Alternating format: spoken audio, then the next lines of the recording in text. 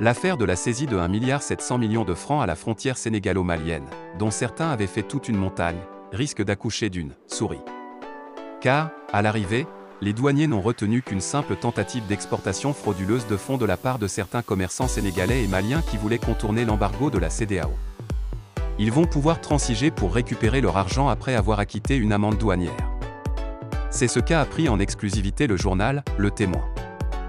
1,7 milliard saisi à la frontière sénégalo-malienne, une simple tentative d'exportation frauduleuse de fonds. Face à la volonté des militaires de s'éterniser au pouvoir, les chefs d'État de la sous-région ont imposé un embargo économique contre le Mali. Donc pour les commerçants sénégalais et maliens, tous les voies et moyens sont bons pour contourner ce blocus. Ce afin de pouvoir aller acheter des marchandises au Mali avant de les faire venir au Sénégal. Ce, à leur risque et péril.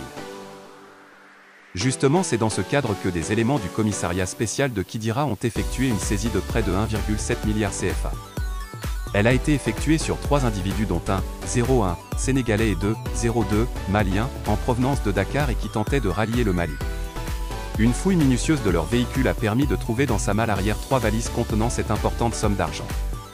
Si les policiers ont eu l'excellent réflexe, signe de leur grande vigilance, de saisir cette manne financière, il reste que les 3 hommes n'ont en réalité commis aucune infraction douanière. Car, en zone franc CFA, Mali, Côte d'Ivoire, Sénégal etc., la libre circulation des personnes et des biens ainsi que des marchandises et des fonds, CFA, est permise et autorisée. Mieux, les fonds saisis ne sont pas des devises comme des dollars ou des euros, mais des francs CFA. Mais si la police des frontières a fait son travail, le parquet du tribunal de Tambacounda fait montre d'un excès de zèle.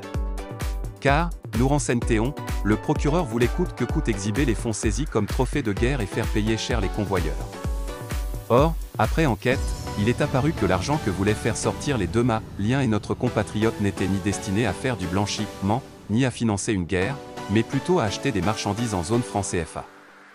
Ce dans un contexte d'embargo où aucune transaction bancaire en direction ou en provenance du Mali n'est possible. Seulement voilà, du fait justement du blocus, les convoyeurs tombent sous le coup d'une tentative d'exportation frauduleuse de fonds dès lors que la CEDEAO veut étouffer économiquement le Mali.